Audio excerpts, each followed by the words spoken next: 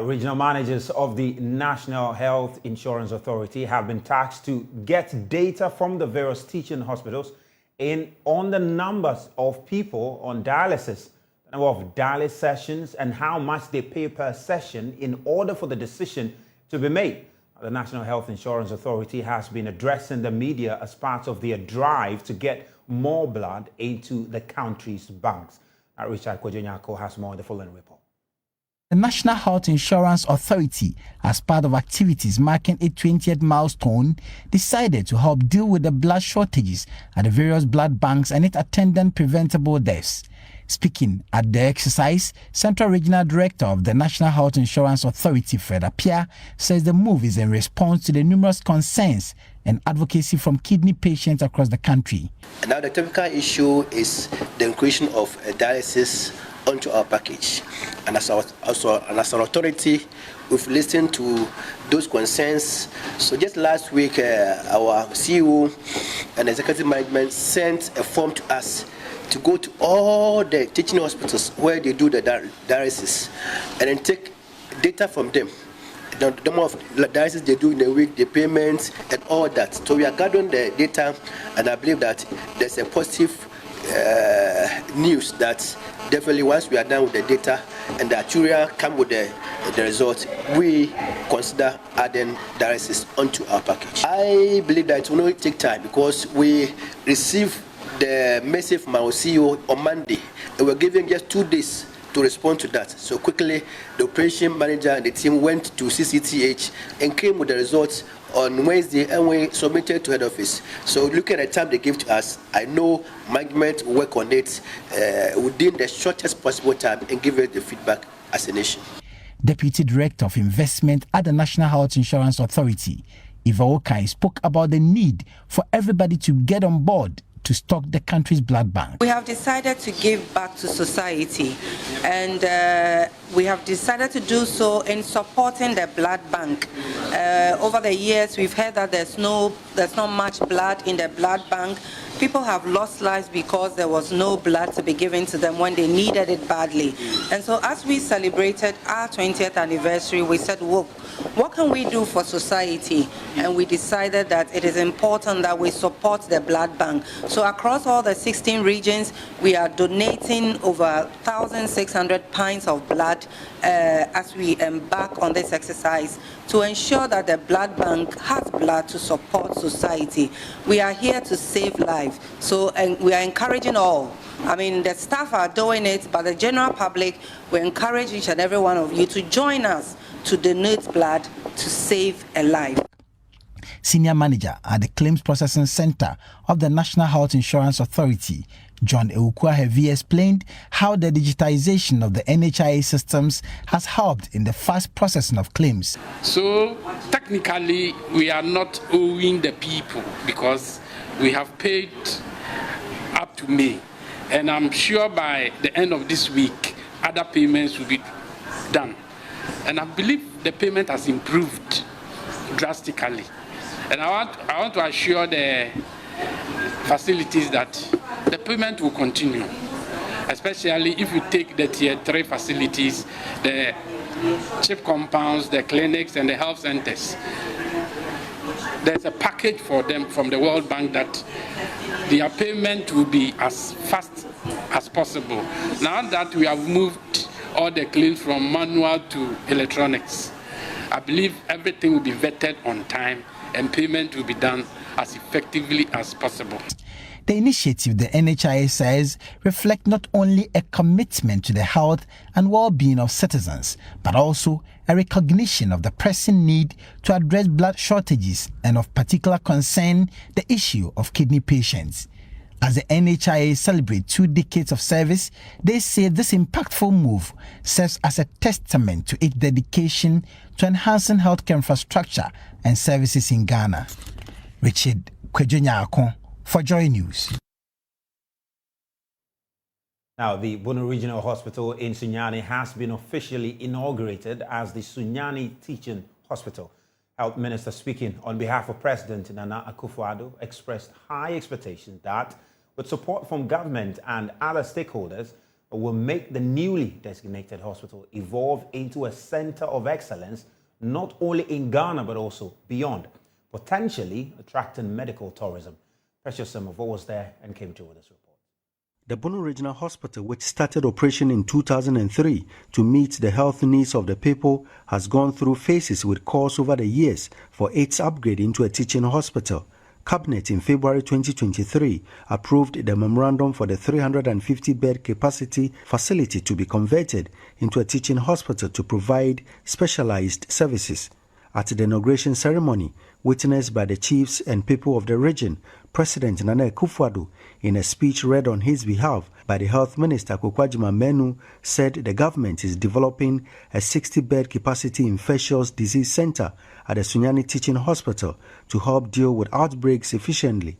He said the government would support the hospital to become a center of excellence. The inauguration of Sunyani Teaching Hospital today will not only enable the hospital to provide tertiary healthcare delivery, but will also offer expanded undergraduate and postgraduate training opportunities for doctors and other health professionals from across and beyond the region.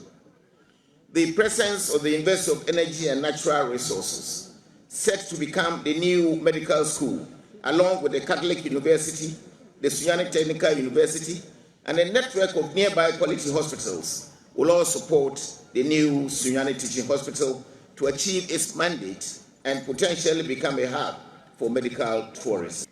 By establishing the Sunyani Teaching Hospital, we have laid the groundwork for an influx of medical specialists and other healthcare professionals into the region to improve health outcomes. We have also laid the groundwork for the further upgrading of infrastructure and the provision of more state-of-the-art medical equipment to serve the region and beyond. It is therefore my expectation that the inauguration of the Sunyani Teaching Hospital today shall mark the commencement of a journey by this hospital to becoming a center of excellence in Ghana and the West African region, with high prospects for medical tourism. I affirm that my administration will continue to provide the necessary support as this hospital embarks on this momentous journey. He called for stakeholder collaboration for the desired impact. I seize this opportunity to entreat all of us to continue to work together for the growth of this hospital. Without collaboration, our efforts will be limited in their impact. It is fitting that we invest in healthcare delivery, and I can assure you of the government's unwavering commitment in this regard. On this note, I wish to reiterate my administration's determination to take audacious steps that will culminate in the improvement of the living conditions of the Ghanaian people. We shall not offer excuses for the bold decisions we need to make to enhance the well-being of our people, despite the current challenges we face as a nation. The medical director of the facility, Dr. Cardinal Newton, acknowledged the new responsibilities but said they have some immediate needs. The conversion of hospital to teaching institution will require significant resources, both financial and human. Development of innovative teaching programs, and finally, strengthening of research infrastructure.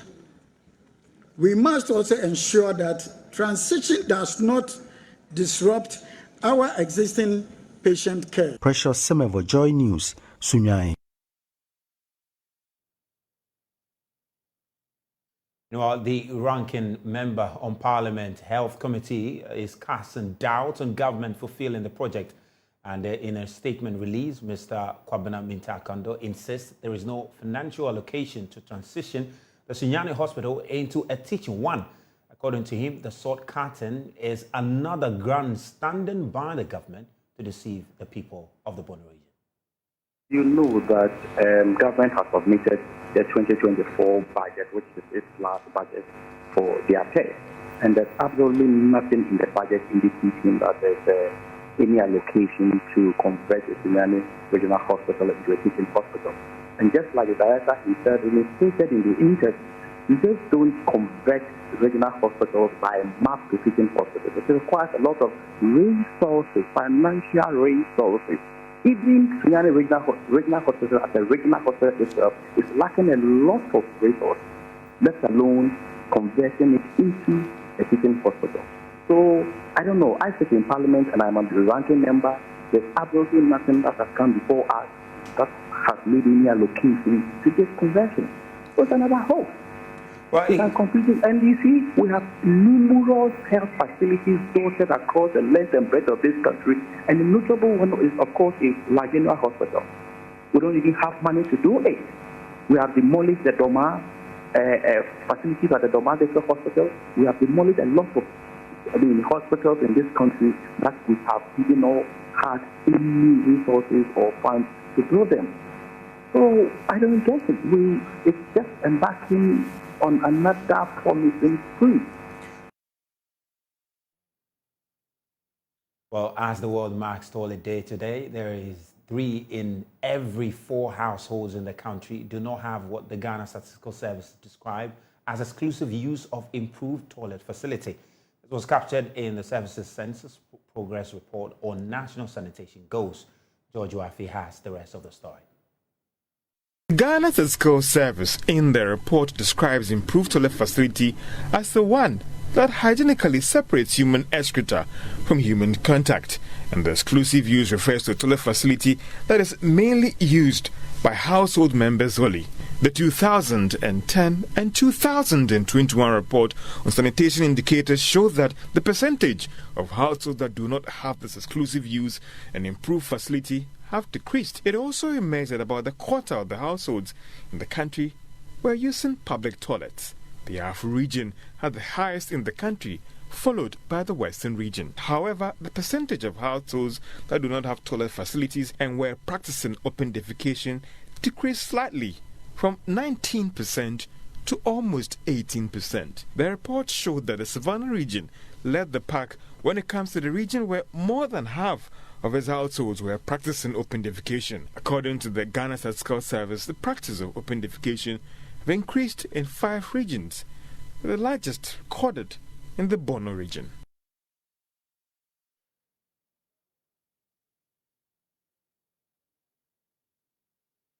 The Ministry of Fisheries is urging young people nationwide to shift their focus to the aquaculture sector and explore the abundant opportunities it presents. Deputy Minister for Fisheries and Aquaculture Development, Moses Enim, reveals government has established support schemes to provide a safety net for individuals aspiring to engage in aquaculture development.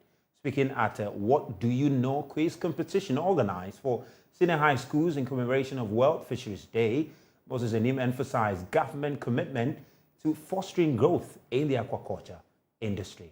Richard Kojinyako has more.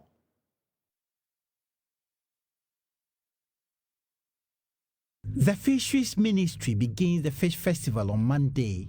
It is a festival to celebrate the actors within the fishery space and the product from their toils. Ahead of the festival, the ministry warned the youth to get involved in aquaculture production to reduce fish importation in the country.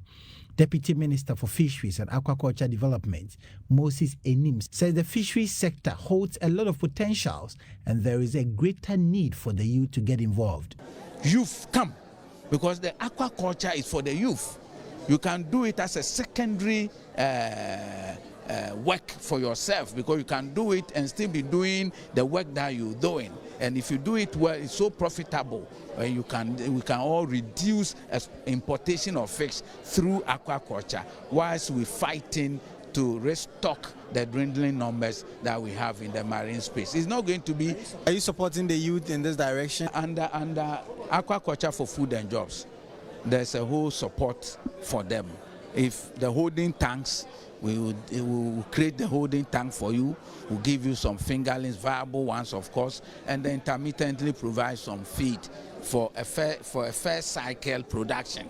Then we're expecting that based on that support, you can recoup that support into your second cycle. Then you can be on your own. We want Ghanaians to develop the taste for the fresh catfish, because catfish, culturing the catfish is not too tedious like the tilapia.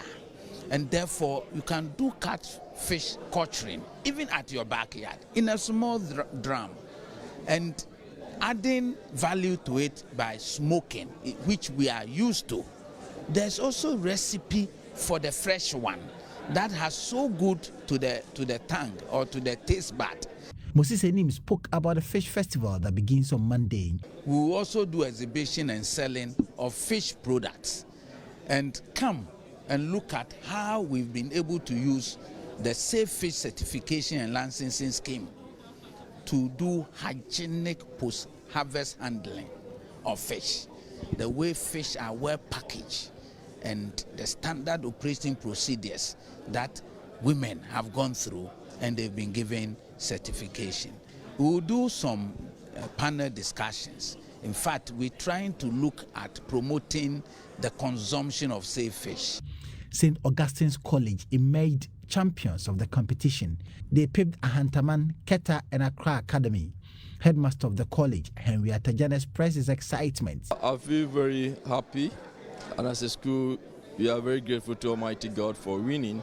And of course, we are noted for winning maiden competitions such as this. As a school, we are doing agricultural science as a program.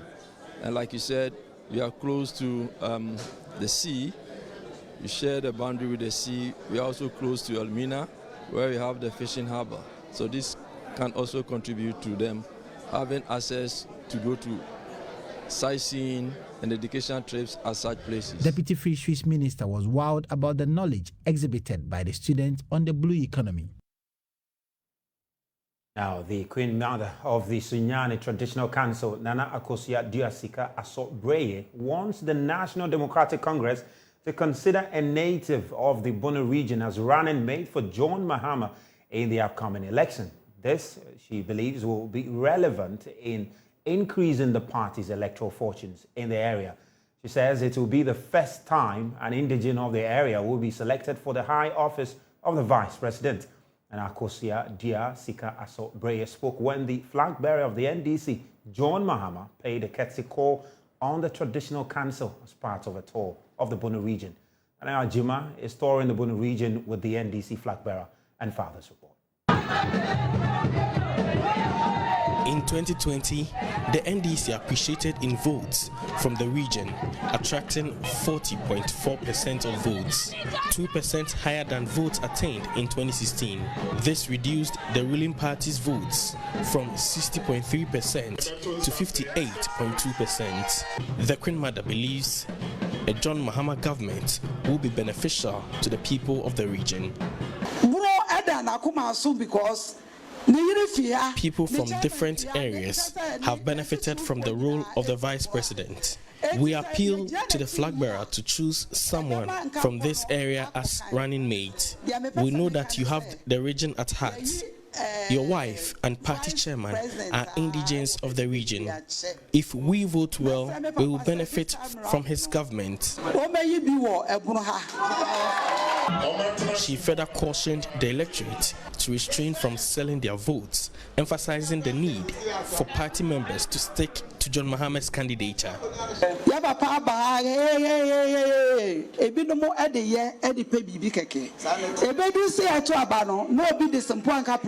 Most of the people joined the campaign and followed him here. I will plead with you people not to abandon him for financial gains elsewhere. Stay loyal to his cause.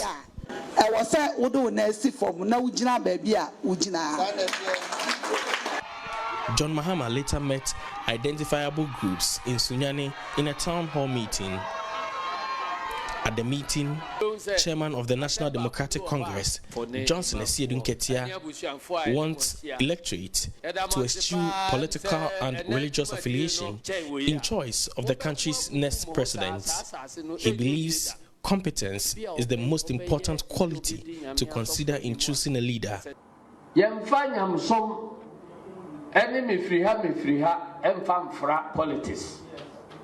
Only 2 towns in this country speak my native Nkran language.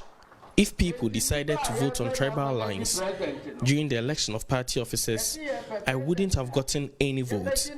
But people noticed my competence and gave me the chance And I want that replicated in the general election. The more person say, why and the baby of mine so? On the budget yet or Gigi, we are. Yeba no the bay yama and one time. Tiasan ye baby no aka say, ye be say, nature say, I dream home and who say a coin that wa ye bit me. Meanwhile, flag bearer of the NDC, John Mahama assured the public challenges raised by the groups in the meeting will be addressed in the party's manifesto. For Joy News, Nanaya Ojima, Bono Region. Now, the Minister for Local Government and Rural Development, Daniel Kweku-Botwe, has cut short for the commencement of the Phase 3 of the Ghana Secondary City Support Program, which is part of government's broader urban development and decentralization strategy aimed at improving the quality of life for the people. The minister, in his address during a ceremony in Techiman, disclosed that the $245 million funding for the project is secured and urged contractors to work within schedule. And Atsabit has more. The $245 million funding for the implementation of the Ghana Secondary City Support Project remains secure and intact. Thus, according to the Minister for Local Government and Rural Development, Daniel Kweku-Botwe, who was speaking at a brief sword-cutting ceremony to kickstart the commencement of the Phase 3 of the project, which includes the new Techiman Urban Park. When we sign these World Bank funded projects, it's a loan, it's a credit facility. And so the monies are available. I'm sure the contractors themselves will tell you. They seem to know more about this project. They will tell, oh, this one, the money, you have to wait for some time. But this one, the money is ready. And as soon as the project starts, no constructor is going to suffer for. Let's wait and see. I've raised interim certificate, IPC, and then there's no money in the account, so you have to wait. No, the money is ready. And we are going to ensure that they work according to schedule. Mr. Dambochi further revealed that the project also aims at helping develop the famous Techiman Central Market to boost local trade across the area. They determine, as they determine, where we are standing now, they are going to work on this road, and all the roads, they have also walkway, they have street lights, it involves that. Then the urban park, the park itself and all the amenities that go with it. I know they are going to do tracks for sporting activities. They are going to do that. Then there are so many other roads that have been determined by the Assembly. You're watching JoyNews Prime. We'll take a quick break. We'll be back with more. Please do stay. Back, let's do some business now. And former Deputy Minister of Energy and ranking member of Parliament Select Committee on Mines and Energy, John Jinapor, has issued a challenge to corporate Ghana, urging them to leverage emerging technologies to expand their frontiers. He emphasized that the industrial sector plays a crucial role in Ghana's economic transformation agenda. And Mr. Jinapor shared these thoughts during the inaugural Corporate People's Choice Awards, organized by Maven Communications in Accra. And there is more in the following report. Held under the theme Commending Remarkable Business Excellence, a Voyage of Enduring Client Satisfaction and Exceptional Operation, the maiden edition of the Corporate People's Choice Awards by Maven Communications recognized 23 established and emerging brands in the areas of innovation and technology, corporate social responsibility, quality service, and quality product. During the event, Member of Parliament for Yape Kusogo, John Jinapor, delivered a keynote address emphasizing the need to create a congenial atmosphere for businesses to expand. We must put industry, we must put businesses at the core and at the center of our development. No nation has developed without the private sector. No nation has developed without captains of industry, because it is the industrial sector that transforms the economy. It is the industrial sector, it is the corporate sector that creates the bulk and the mass of employment, that carries the bulk of the youth. And so if this country is to go forward and to move forward, you captains of industry, you members of the corporate world, you ought to be prioritized and be given the congenial atmosphere so you can propel and employ people and grow this economy. To remain competitive globally, Mr. Jinapor also urged corporate organizations in Ghana to capitalize on emerging technologies to maximize their gains. To have that competitive edge, I just thought that I should use this opportunity to appeal to you captains of industry to take advantage of emerging technology, because the world is changing. China is moving very fast, Brazil is moving very fast, India is moving very, very fast.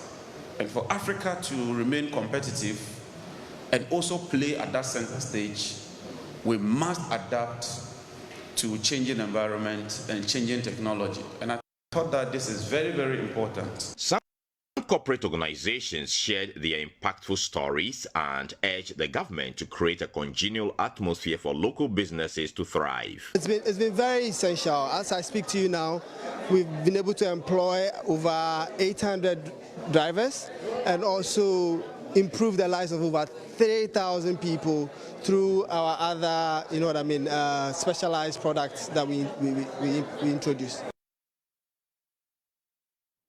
Well, that's all we have for you on